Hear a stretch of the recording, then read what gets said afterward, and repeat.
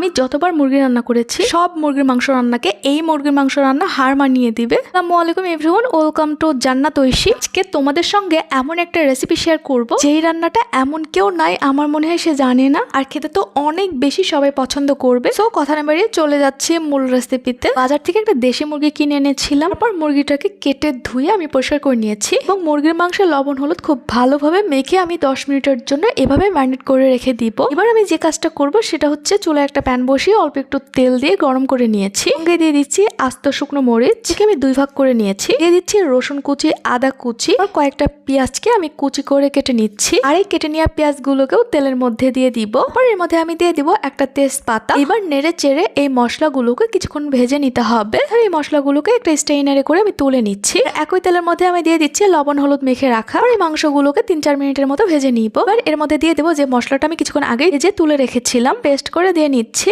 দিয়ে দিচ্ছি 1/2 টিস্পুন জিরার গুঁড়া। তারপর এর মধ্যে আমি দিয়ে দিচ্ছি 1/2 টিস্পুন ধনিয়ার গুঁড়া। আর লবণটা কিন্তু আমি চিকেনটা ম্যারিনেট করার সময় দিয়ে নিয়েছি। মশলার সঙ্গে চিকেনটাকে আমি প্রথমেই মিশিয়ে নিব। তারপর এই চিকেনটাকে মশলার সঙ্গে খুব ভালোভাবে কষিয়ে নিতে হবে। মুরগির মাংসটা কষিয়ে নেওয়ার পর এর মধ্যে দিয়ে দিচ্ছি আগে থেকে ভেজে রাখা আলু। তারপর নেড়ে মিশিয়ে অল্প একটু পানি দিয়ে 10 মিনিটের জন্য একটা ঢাকনা দিয়ে ঢেকে খুব ভালোভাবে কষিয়ে নিতে হবে। 10 মিনিট পর আমি ঢাকনাটা খুলে নিচ্ছি আর মুরগির মাংসগুলোকে আবারও নেড়ে চেড়ে দিচ্ছি। এবার এই মুরগির মাংসের মধ্যে আমি দিয়ে দিব হালকা কুসুম গরম পানি আর নেড়ে চেড়ে মিশিয়ে আবারও আমি 10 মিনিটের জন্য রান্না করে নিব। 10 মিনিটের মধ্যে কিন্তু মাংসটা খুব ভালোভাবে কুক হয়ে যাবে। কথা বলতে বলতে মুরগির মাংসটা রান্না কিন্তু প্রায় শেষের দিকে। এখন এর মধ্যে আমি দিয়ে দিব গরম মশলা বাটা। আমি কিন্তু এই মাংস রান্নার ক্ষেত্রে প্রথমেই কোনো গরম মশলা ব্যবহার করিনি। গরম মশলাটা দেওয়ার পর মাংসের সঙ্গে খুব ভালোভাবে নেড়েচেড়ে মিশিয়ে নিতে হবে। তোমরা দেখেই বুঝতে পারছো দেশি মুরগির ঝোলটা দেখতে কতটা ইয়ামি হয়েছে।